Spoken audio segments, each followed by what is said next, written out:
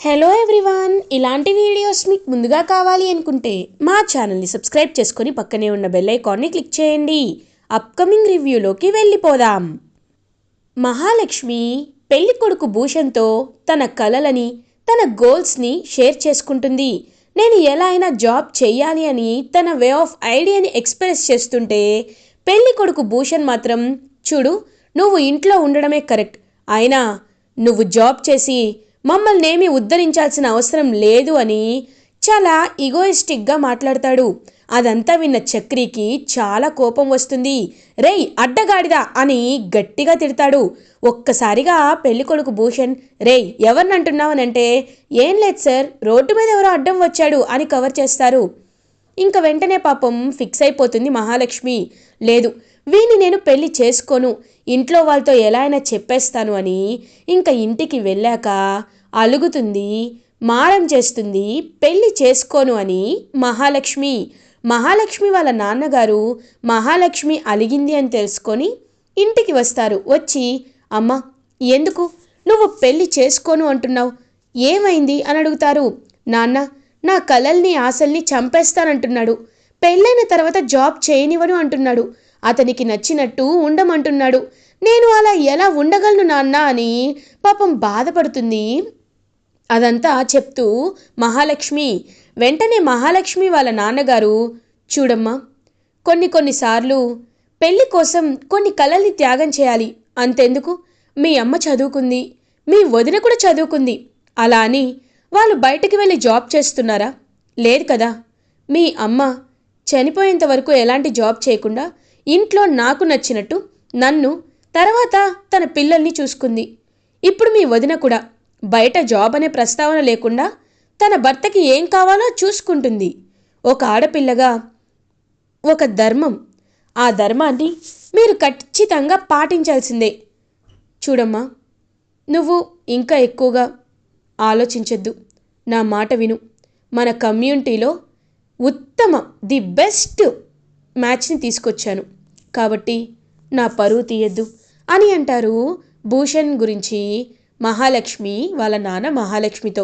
పాపం మహాలక్ష్మి అయినా అది కాదు అని కన్విన్స్ చేయాలనుకుంటే ఇండైరెక్ట్గా ఎవరో కాల్ చేస్తున్నట్టు చేసి, రేయ్ ఎక్కువగా మాట్లాడొద్దు లేకపోతే కాళ్ళు ఇరక్కొడతానని చెప్పి బెదిరించి అక్కడి నుండి వెళ్ళిపోతారు.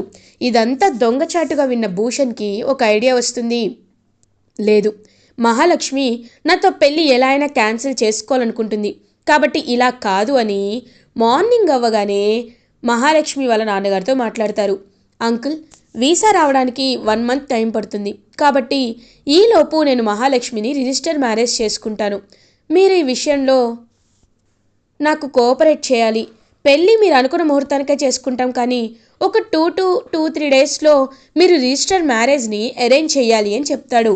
పాపం అస్సలు నచ్చదు మహాలక్ష్మికి. సరే అల్లుడు గారు, మీరు చెప్పినట్టే చేద్దామని అంటారు.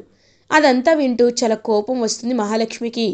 మహాలక్ష్మి, నీ పాస్పోర్ట్ సైజ్ ఫోటో ఉందా అని అడుగుతాడు పెళ్లి కొడుకు భూషణ్. లేదు. ఏ, పెళ్లి కొడుకు నువ్వు షాపింగ్కి రమ్మన్నావు, అందుకే నేను షాపింగ్కి మాత్రమే వచ్చాను, అంతకు మించి ఏమీ లేదు, అయినా నా పాస్పోర్ట్ సైజ్ ఫోటో నేను ఇక్కడికి తీసుకురావాలా అని చాలా పొగరుగా సమాధానం చెప్తుంది.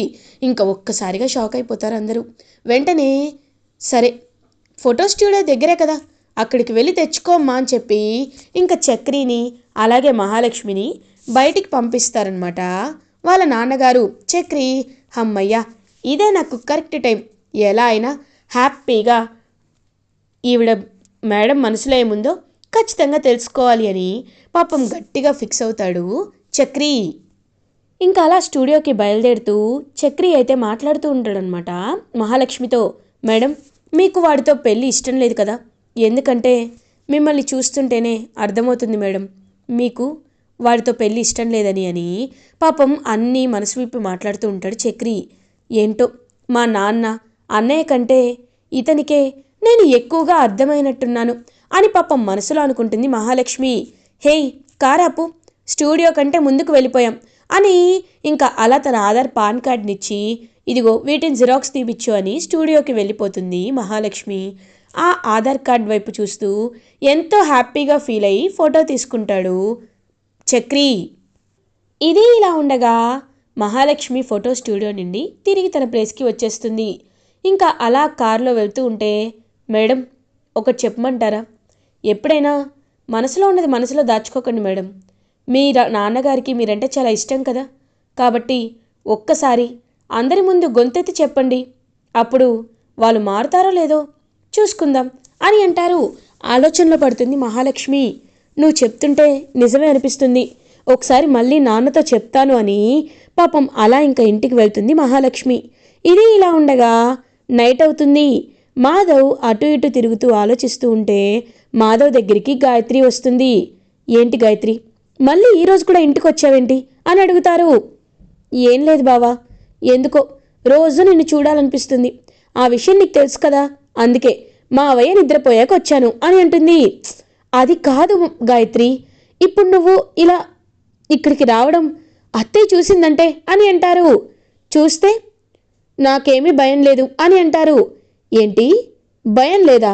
అందుకేనా మీ ఇంట్లో చెప్పకుండా ఉన్నావు అని అడుగుతాడు కన్నా. ఏంటి కన్నా, నువ్వు కూడా నాకు క్లాస్ పీకుతున్నావా అని అంటుంది గాయత్రి.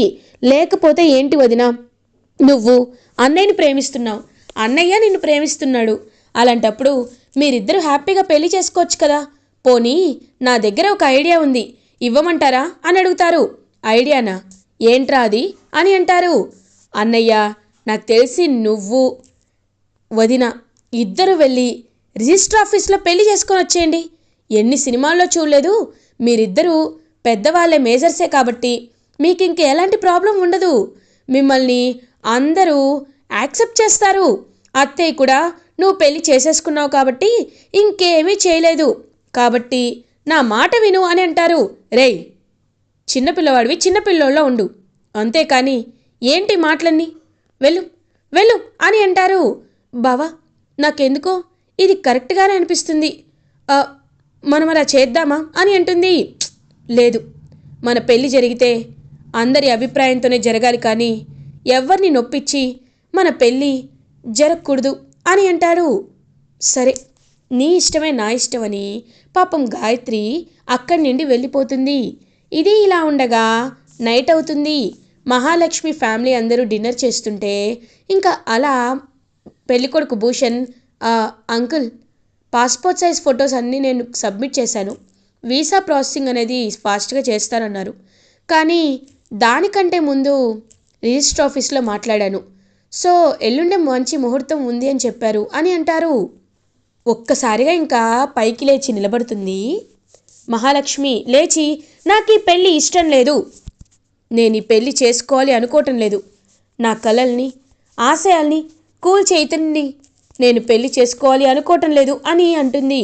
చూడమ్మా, నువ్వు ఎన్నన్నా అది నీవు కాదు, నీ నిర్ణయం కాదు. నీ నిర్ణయం మార్చే టైం ఎప్పుడో అయిపోయింది. ఇప్పుడు నువ్వు ఖచ్చితంగా మా మాట వినాల్సిందే అని అంటుంది మహాలక్ష్మి వాళ్ళ అమ్మ. అదంతా దూరం నుంచి వింటూ ఉంటాడనమాట చక్రి. చూడు, నిర్ణయం ఫైనల్ అయిపోయింది, ఇప్పుడు నువ్వు నా మాట వినాలమ్మా, ఇదే నీకు ఆఖరిసారి చెప్తున్నాను అని భోజనం చేయకుండా ఇంక అక్కడి నుండి వెళ్ళిపోతారనమాట మహాలక్ష్మి వాళ్ళ నాన్నగారు. చూడు, నీ ప్రవర్తనతో నాన్నను ఎంత ఇబ్బంది పెట్టావో అని ఆది అంటాడు. అన్నయ్య, మీకు నా మాటలు అర్థం కావట్లేదా అని అంటారు. చూడు మహా, ఇంకదంతా కాదు, నువ్వు ఖచ్చితంగా భూషణ్ బావ గారిని పెళ్లి చేసుకోవాల్సిందే అని అక్కడి నుండి వెళ్ళిపోతాడు ఆది కూడా. పాపం చాలా బాధపడుతుంది మహాలక్ష్మి. ఇంకా అలా మహాలక్ష్మి బాధపడుతూ బయటకి లాన్లోకి రాగానే అక్కడ చక్రి కనబడతాడు. మేడం, ఏమైంది మేడం అని అడుగుతారు. చెప్పి చూశాను, ఒప్పుకోవటం లేదు, ఇంటి పరువు ప్రతిష్ట అంటున్నారు అని అంటారు. మేడం, మీరేమి కంగారు పడకండి మేడం, నేనున్నాను కదా, నేను చూసుకుంటాను. మీకు ఆ జుట్టు పోలిగాడితో పెళ్ళి జరగకుండా నేను చూసుకుంటాను మేడం, ఈ పెళ్ళిని ఆపే బాధ్యత నాది అని అంటాడు. ఒక్కసారిగా ఇంకా అలా షాక్లో ఉండిపోతుందన్నమాట మహాలక్ష్మి. అయినా నువ్వెందుకు ఇదంతా చేయాలి అని అంటారు. మేడం, ఒక్కటి చెప్పనా, మీరు చాలా మంచివాళ్ళు మేడం. ఒక ఆడపిల్ల కలల్ని మనం ఎగరవేయాలి కానీ అణిచేయాలనుకోకూడదు కదా, అందుకే నేను మీ విషయంలో ఖచ్చితంగా ఇలా ఉండాలనుకుంటున్నానని పాపం తన కోసం చేస్తున్నానని చెప్పేసరికి ఒక్కసారిగా అలా ఇంకా షాక్లో ఉండిపోతుందన్నమాట పాపం మహా. ఇది ఇలా ఉండగా మార్నింగ్ అవుతుంది. మహాలక్ష్మి రిజిస్ట్రేషన్ ఆఫీస్కి వెళ్తారు. రిజిస్టర్ ఆఫీస్లో రిజిస్టర్డ్ మ్యారేజ్ చేసుకోవడానికి భూషణ్ కూడా తన ఇంటి నుండి బయలుదేరుతాడు. అప్పుడే కరెక్ట్గా చక్రి ఇప్పుడు చూడు నేనేం చేస్తాను అని అలా భూషణ్ వైపు చూస్తూ ఉంటాడు. భూషణ్ ఏయ్ ఏంట్రా అలా చూస్తున్నావు అని అడుగుతారు. నేనేం చేశాను అని అంటారు. నువ్వు నా వైపు ఎందుకు అలా చూస్తున్నావు అని అడుగుతారు. అదేంటి మీరు మనిషి కదా, మనిషి కాబట్టే చూశాను అని అంటారు.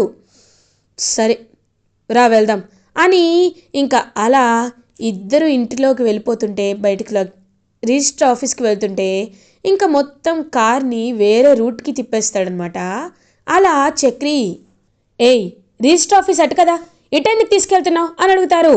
అయ్యో ఆగండి సార్, అటు వెళ్తే లాంగ్, ఇటు వెళ్తే షార్ట్ కట్ అని చెప్పి ఇంకా చక్రి అయితే మొత్తం తిప్పుతూ ఉంటాడనమాట.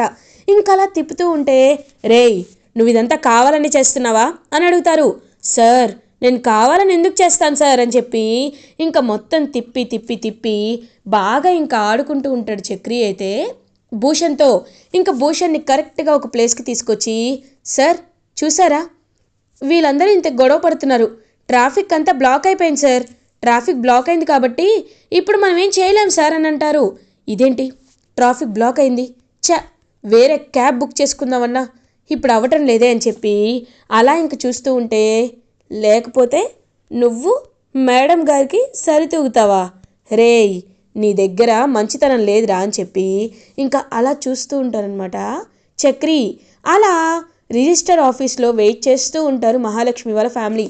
ఎంతకీ చక్రి రాకపోవడంతో సార్ మాకు టైం అయిపోయింది, మేము వెళ్ళాలి అని చెప్పి రిజిస్టర్ ఆఫీస్ కూడా క్లోజ్ చేసి అక్కడి నుండి వెళ్ళిపోతారు. ఇంకా అలా చూస్తూ ఉండిపోతుంది మహాలక్ష్మి. ఇంకా చక్రి అయితే కరెక్ట్గానే చేశాడనమాట, చాలా హ్యాపీగా ఉంది అని చెప్పి ఇంకా తన రిజిస్టర్ మ్యారేజ్ ఆ రోజుకి పోస్ట్ పోన్ అయినందుకు చాలా హ్యాపీగా ఫీల్ అవుతుంది మహా. ఇంకా అందరూ ఇంటికి వచ్చేస్తారు. అయినా అల్లుడు గారు ఎక్కడికి వెళ్ళిపోయారో అని ఆలోచిస్తుంటే నాకు అదే అర్థం కావట్లేదు అని అందరూ ఫీల్ అవుతుంటే అప్పుడు వస్తాడు. ఏమైంది రిజిస్టర్లో వెళ్ళిపోయారా అని అంటారు. మీరు చాలా లేటుగా వచ్చారు బావగారు, అందుకే వెళ్ళిపోయారు అని అంటారు. ఈరోజు అప్లికేషన్ అయిపోయి ఉంటే సరిపోయేది కదా అని ఇరిటేటింగ్గా ఫీల్ అవుతాడు. ఇంకా చక్రి పక్కకొచ్చి మహాతో చూసారా మేడం నేను చెప్పినట్టే చేశానా అని అంటారు.